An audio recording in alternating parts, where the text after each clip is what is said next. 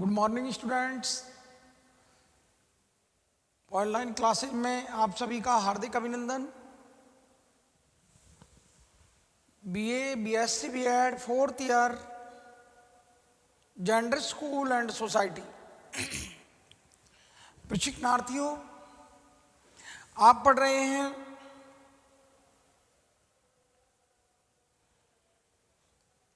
विभिन्न शिक्षा आयोग, विभिन्न शिक्षा समितियों की रिपोर्ट। प्रशिक्षणार्थियों,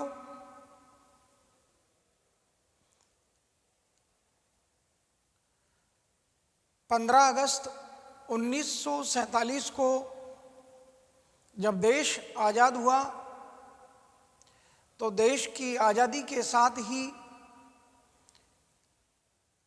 देश के विकास को लेकर हमारे स्वतंत्रता सेनानी, हमारे समाज सुधारक बहुत जागरूक थे। देश को विकास के मार्ग पर लाने के लिए मात्र एक सहारा नजर आ रहा था और वो सहारा था शिक्षा। शिक्षा ही वो सहारा था जिसके सहारे देश को विकास के मार्ग का जो सपना हमारे स्वतंत्रता सेनानियों ने, हमारे समाज सुधारकों ने जो देखा था, उस सपने को साकार करने की घड़ियां आज़ादी के साथ ही देश के नागरिकों को मिल गई। प्रशिक्षणार्थियों, आज़ादी से पहले राजा राम मोहन राय, महात्मा गांधी जैसे बहुत, केशव चंद्र, ईश्वर चंद्र विद्यासागर, केशव चंद्र राय, महर्षि दयानंद सरस्वती और ऐसे बहुत सारे विद्वानों ने, समाज सुधारकों ने अपने स्तर पर आज़ादी से पहले प्रयास किए। अब उनके इन प्रयासों को साकार रूप देने की घड़ी आज़ादी के साथ देश के लिए मिल गई थी। प्रशिक्षणार्थियों, सरकारी और गैर सरकारी संस्थाओं के द्वारा नारी शिक्षा को बढ़ावा देने की जो बात कही गई थी, या नारी शिक्षा को बढ़ाए जाने के बिना जब तक नारियों को पढ़ाया नहीं जाएगा, नारियों को सुशिक्षित नहीं किया जाएगा, तब तक देश के विकास को या देश को विकास के मार्ग पर नहीं लाया जा सकता। तो इन सब के लिए सरकारी और गैर सरकारी संस्थाओं ने नारी शिक्षा को बढ़ावा देने के लिए ढेर सारे प्रयास किए। प्रशिक्षणार्थियों, ये सरकारी और गैर सरकारी संगठन ये जानते थे कि नारी शिक्षा की उन्नति के बिना हमारा राष्ट्र उन्नति नहीं कर पाएगा।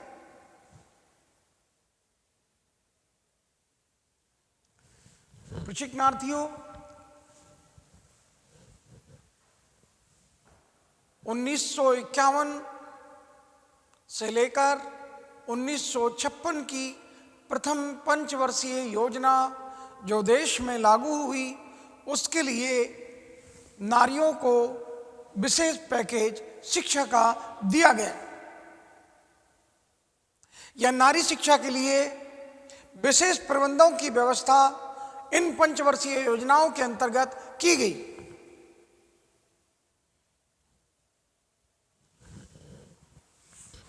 प्रशिक्षणार्थियों,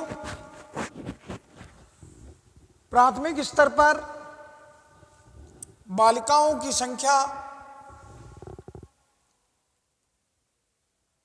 पुरुषों से या लड़के और लड़कियों की प्राथमिक स्तर की शिक्षा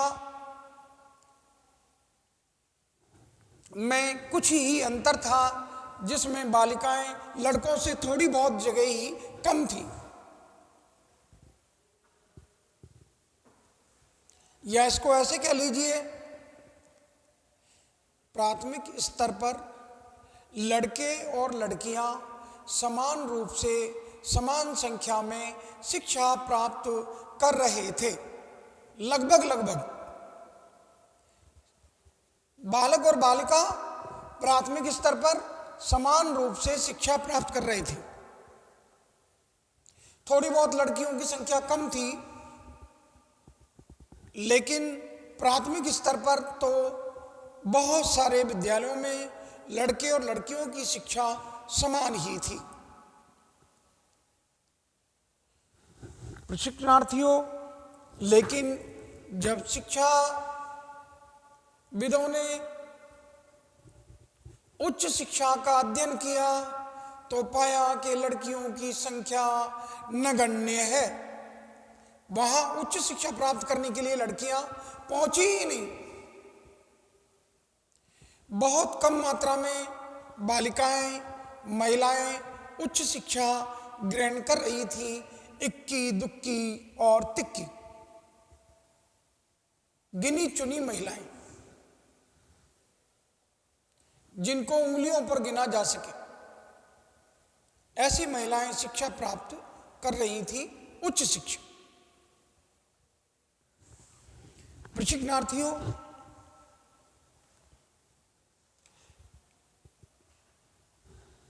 जब अध्ययनकर्ताओं ने ये पाया कि लड़कियां प्राथमिक स्तर पर लड़कों से थोड़ी ही कम थी, मिडिल स्तर पर और ज़्यादा कम हो गई, सेकेंडरी स्तर पर और कम हो गई, और उच्च शिक्षा या कॉलेज शिक्षा के स्तर पर बालकों से बहुत मात्रा में कम हो गई। और जब विश्वविद्यालय और उनका अध्ययन किया तो वहाँ लड़कियाँ बहुत ही कम मात्रा में थी, 1, 2, 3 उंगलियों पर जिनको गिना जा सके इतनी संख्या थी। और ये अंतर, बालक और बालिकाओं की शिक्षा का अंतर जो प्राथमिक स्तर पर कम था, तो इस अंतर का अध्ययन करने के लिए लोगों ने शहरी और ग्रामीण दोनों क्षेत्रों का किया तो पाया कि शहरी क्षेत्र में बालिकाएं अध्ययन कर रही थी, लेकिन ग्रामीण क्षेत्र में यह अंतर और बड़ा हो गया। यह अंतर और बड़ा हो गया। प्रशिक्षणार्थियों, हम जानते हैं कि हमारा देश कृषि प्रधान देश और हमारे देश की अधिकांश जनसंख्या गांवों में निवास करती है। प्रशिक्षणार्थियों, सच्चा भारत या वास्तविक भारत गांवों में निवास करता है। यह भारत की आत्मा गांवों में रहती है। तो शिक्षा शास्त्रियों ने, शिक्षाविदों ने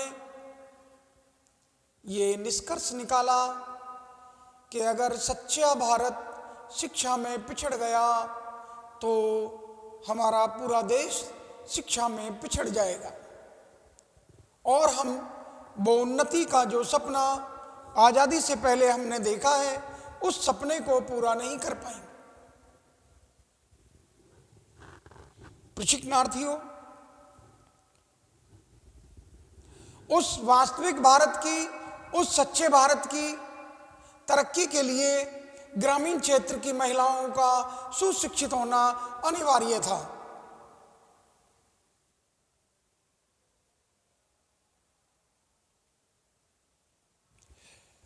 जैसा कि पंडित जवाहरलाल नेहरू जी ने कहा है कि अगर आप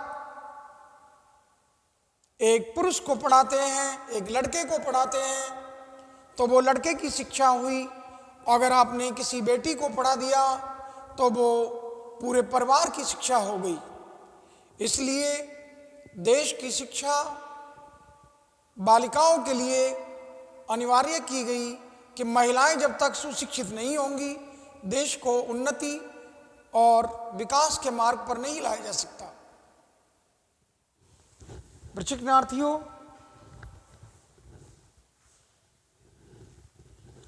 इस महिलाओं की जो ग्रामीण क्षेत्र में और शहरी क्षेत्र में जो अंतर था शिक्षा का, महिलाओं का प्राथमिक और उच्च शिक्षा का जो अंतर था, उस स्थिति का अध्ययन करने के बाद विभिन्न शिक्षा आयोगों ने, विभिन्न शिक्षा समितियों ने अपनी रिपोर्ट प्रस्तुत की और उन सुझावों को बताया जिससे महिलाओं को पुरुषों के समान शिक्षित किया जा सके। तो इससे पहले वाले पाठों में मैंने आपको विभिन्न रिपोर्टों का, विभिन्न शिक्षा समितियों का अध्ययन करा दिया है, चाहे वो राधा कृष्णन आयोग हो या मुदालियर आयोग हो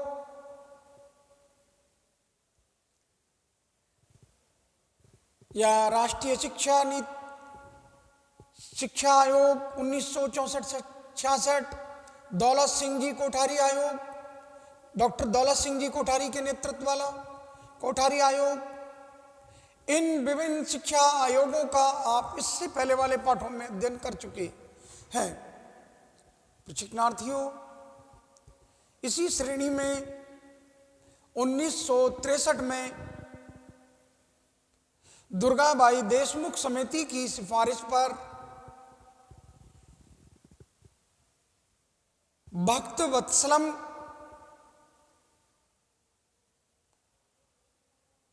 कमेटी का गठन किया गया। भक्त वत्सलम कमेटी का गठन किया गया 1963 में।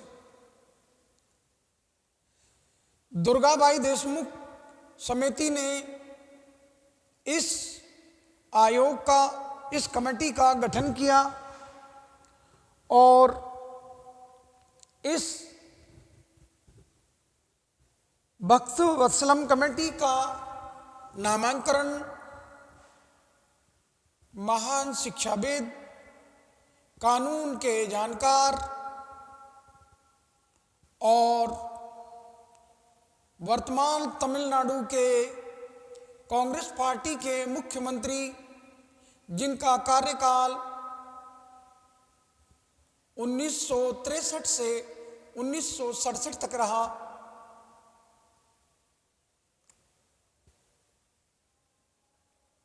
मिंजुर भक्त वत्सलम, आपका पूरा नाम मिंजुर कनक सभापति,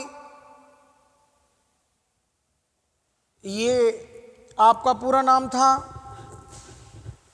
जिनकी अध्यक्षता में भक्त वत्सलम कमेटी का गठन किया गया।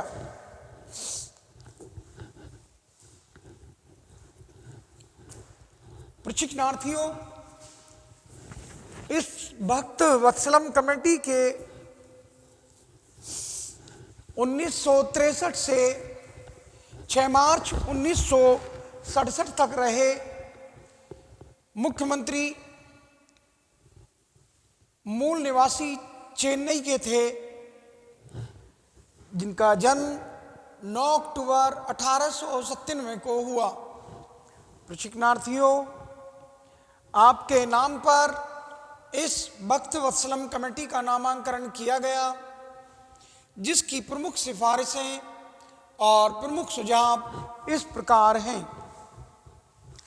इस कमेटी ने ग्रामीण जनता को शिक्षित किए बिना, ग्रामीण जनता को जागरूक किए बिना किसी भी आयोग की सिफारिशों को, किसी भी कमेटी के सुझावों को सफल नहीं किया जा सकता। भक्त वत्सलम कमेटी ने पहला सुझाव यही दिया कि जब तक हमारे सुझाव और हमारी सिफारिशें जनता जब तक जागरूक नहीं होगी, जनता जब तक शिक्षित नहीं होगी, इनको सफलता नहीं मिल सकती। प्रशिक्षणार्थियों, क्योंकि जागरूक और शिक्षित जनता ही किसी भी कार्यक्रम को सफल बनाती है, इसलिए ग्रामीण क्षेत्र के नागरिकों को शिक्षित करने का सुझाव, ग्रामीण क्षेत्र के नागरिकों को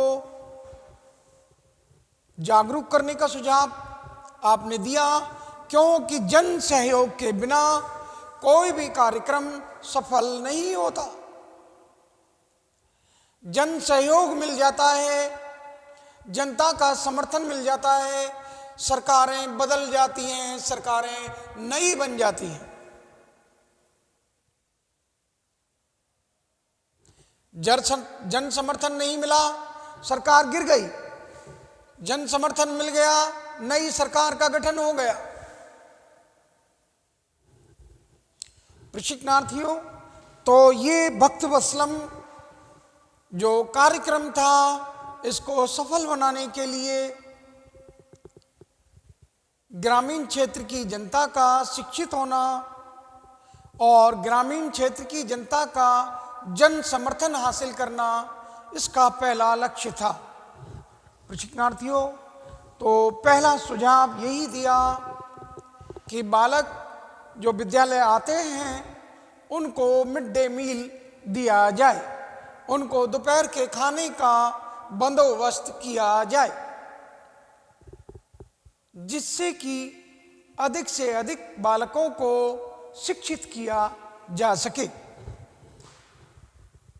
जो विद्यालय भवन हैं उनको मुहैया कराया जाए या नए विद्यालय भवन का निर्माण करवाया जाए, नया विद्यालय भवन बनवाया जाए। नंबर 3, निजी विद्यालयों का अधिक से अधिक मात्रा में निर्माण किया जाए, प्राइवेट स्कूल खोले जाएं, जिससे कि अधिक से अधिक बालक और बालिकाओं को पढ़ाया जा सके। सह शिक्षा के प्रति जनता के दृष्टिकोण को बदलना होगा। हमारा देश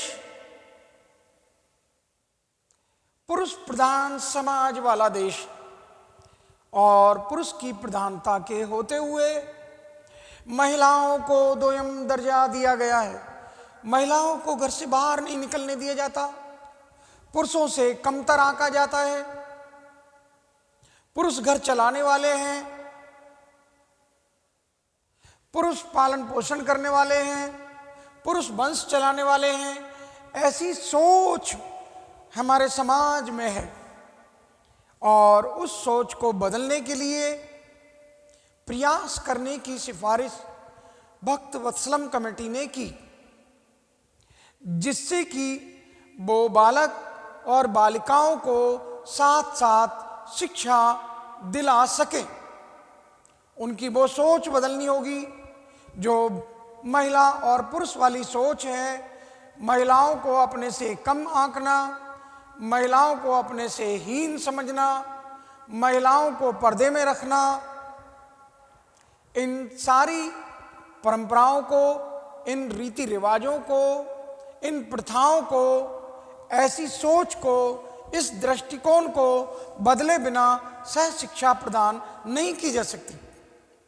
तो उसके लिए लोगों की सोच को बदलने की सिफारिश भक्त वत्सलम कमेटी ने की। शिक्षण व्यवसाय तथा विद्यालय के प्रति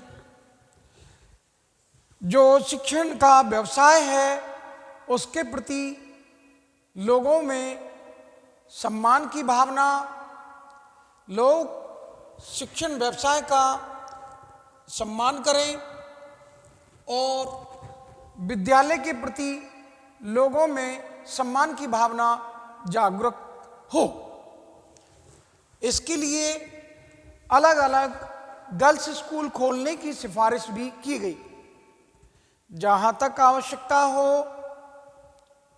सह शिक्षा प्रदान की जाए और जहां जनाधार नहीं मिल रहा है, लोग पढ़ाना पसंद नहीं करते हैं लड़के लड़कियों को साथ साथ, वहां पर अलग से बालिकाओं के स्कूल खोले जाएं। विवाहित स्त्रियों को गांवों के विद्यालयों में कुछ समय पढ़ाने के लिए प्रेरित किया जाए।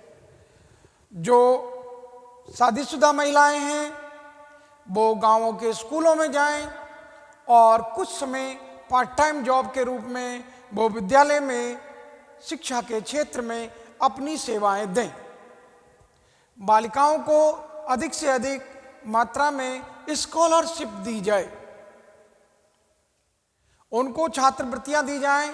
लड़कों के एवज में अधिक मात्रा में बालिकाओं को ये छात्रवृत्तियां प्रदान की जाएं। विद्यालयों के लिए भवन निर्माण के लिए मजदूरों की व्यवस्था की जाए। जो विद्यालय में भवन का निर्माण चल रहा है तो उसके लिए मजदूरों की व्यवस्था भी की जाए। लड़कियों की शिक्षा के विषय में रूढ़िवादी दृष्टिकोण को बदला जाए, जिससे कि महिलाओं को व्यावसायिक शिक्षा प्रदान की जाए, उनको प्रशिक्षण प्रदान किया जाए।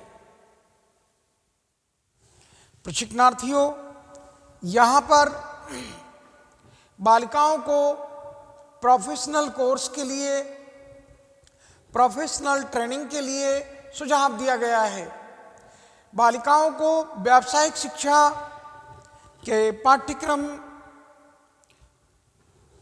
पढ़ाए जाएं और उनको व्यावसायिक प्रशिक्षण प्रदान किया जाए, जिससे कि वो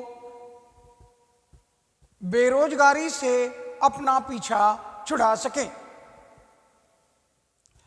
और संभव हो सके तो बालिकाओं के अलग से गर्ल्स कॉलेज भी खोले जाएं। महिला कॉलेजों का भी निर्माण किए जाने की सिफारिश की गई है।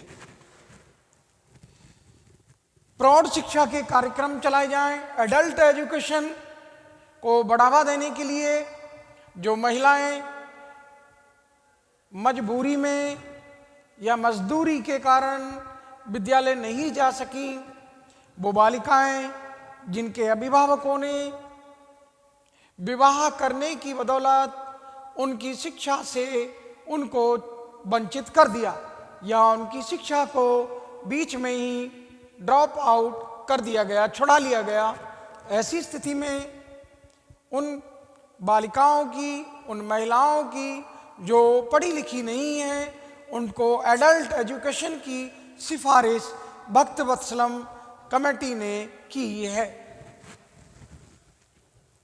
ग्रामीण क्षेत्रों में अध्यापकों की ट्रेनिंग की व्यवस्था की जाए और उनकी अधिक से अधिक नियुक्ति की जाए और उनको आवास की व्यवस्था की जाए। ये भक्त वत्सलम कमेटी ने सिफारिश की है। ग्रामीण क्षेत्र की जितने भी पुरुष या महिला शिक्षक हैं वो महिला और पुरुष दोनों के लिए आवास की व्यवस्था की जाए, जिससे कि वो वहाँ पर ठहर सकें। ग्रामीण क्षेत्रों में शिक्षण कार्य संपन्न कराने वाले शिक्षकों की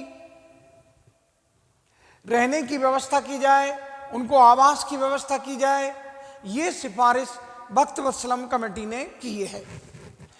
गरीब छात्रों के लिए निःशुल्क पाठ्य पुस्तकें 6 वर्ष से लेकर 14 वर्ष तक की आयु के बालक और बालिकाओं को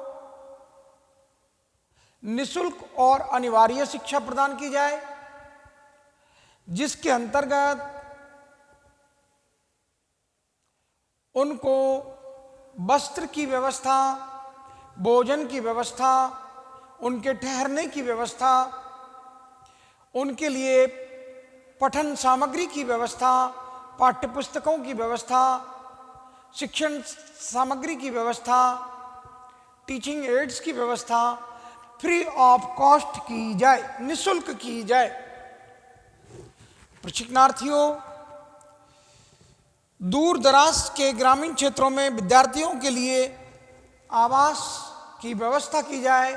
जो बालक और बालिकाएं दूर दराज से आती हैं उनके लिए गर्ल्स हॉस्टल, बॉयज हॉस्टल के निर्माण की सिफारिश भक्त वत्सलम कमेटी ने की है।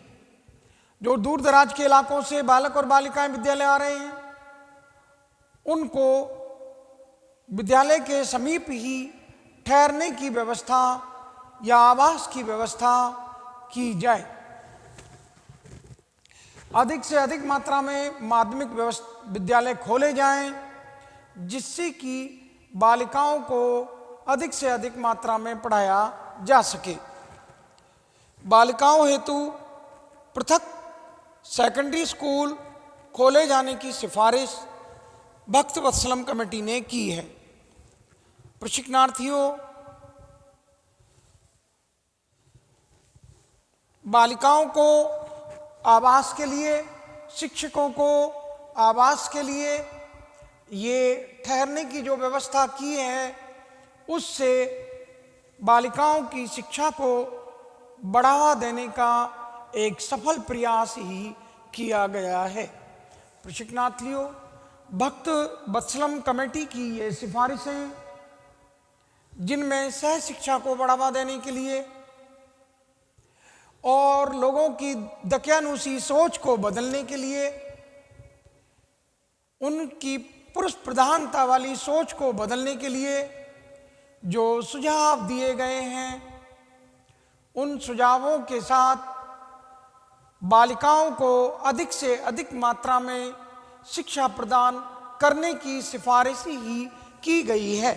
प्रशिक्षणार्थियों, यहाँ भक्त वत्सलम कमेटी की जो ये सिफारिशें हैं, इन सिफारिशों पर अभी हमने यहाँ चर्चा की है। प्रशिक्षणार्थियों, चाहे समाज की सुशिक्षित विवाहित महिलाएं हों और शिक्षा से वंचित वो प्रौढ़ हों, उन प्रौढ़ों के लिए जो महिलाएं आर्थिक कारणों से, जो महिलाएं सामाजिक कारणों से, वो महिलाएं विभिन्न कारणों से विद्यालय नहीं पहुंच पाई और जो शिक्षा से वंचित रही हैं, उन महिलाओं को शिक्षा की व्यवस्था के लिए भक्त वत्सलम कमेटी ने एडल्ट एजुकेशन की बात कही है, प्रौढ़ शिक्षा के कार्यक्रम चलाने की सिफारिश कही है। प्रशिक्षणार्थियों, विवाहित महिलाएं जो सुशिक्षित हैं और सामाजिक कारणों से, पारिवारिक कारणों से वो विद्यालय नहीं जा पा रही हैं या उनकी शिक्षा पूरी होने के बाद उनके अभिभावकों ने उनको शिक्षा से दूर कर दिया है, या पर्दा प्रथा हो या पारिवारिक कारण हो जिनसे वो अपने घर की महिलाओं को बाहर भेजना पसंद नहीं करते, तो उन लोगों को जागरूक करने की सिफारिश भक्त वत्सलम कमेटी ने कही है कि विवाहित महिलाएं स्कूल में जाएं और जब भी उनको वक्त मिले वो पार्ट टाइम जॉब के अनुसार या समाज की सेवा करने के भावना लेकर वो विद्यालय में दोनों भावों से जा सकती हैं। जॉब के बहाने से भी जा सकती हैं, समाज सेवा के बहाने से भी जा सकती हैं, और वो वहां जाकर जो शिक्षा उन्होंने प्राप्त की है उस शिक्षा को वो अपने ग्रामीण क्षेत्र की महिलाओं को, बालिकाओं को प्रदान करें। अब जब अधिक से अधिक मात्रा में महिलाएं विद्यालयों में जाएंगी तो निश्चित रूप से अभिभावक जागरूक हो जाएंगे और वो अपनी बेटियों को, अपने घर की महिलाओं को, अपने घर की बालिकाओं को विद्यालय भेजने के लिए तैयार भी हो जाएंगे। ये भक्त वत्सलम कमेटी ने ग्रामीण क्षेत्रों के ऊपर बहुत अधिक जोर दिया है। भक्त वत्सलम कमेटी ने सिफारिश यही की कि भारत की अधिकांश जनसंख्या गांवों में निवास करती है और जब तक गांवों में शिक्षा की सफलता नहीं होगी, देश को उन्नति के मार्ग पर नहीं लाया जा सकता। तो देश को उन्नति के मार्ग पर लाने के लिए ग्रामीण क्षेत्र की महिलाओं को, ग्रामीण क्षेत्र की बालिकाओं को अधिक से अधिक शिक्षित करने की सिफारिश भक्त वत्सलम कमेटी ने की है। मैं समझता हूँ मेरा ये छोटा सा पाठ जो अभी आपको पढ़ाया गया है आपके समझ में अवश्य आ गया होगा। प्रशिक्षणार्थियों, समझ में नहीं आता है पूछ लीजिएगा। मैं यहीं पर अपनी वाणी को विराम देता हूँ और आपके लिए धन्यवाद ज्ञापित करता हूँ। Thank to all of you.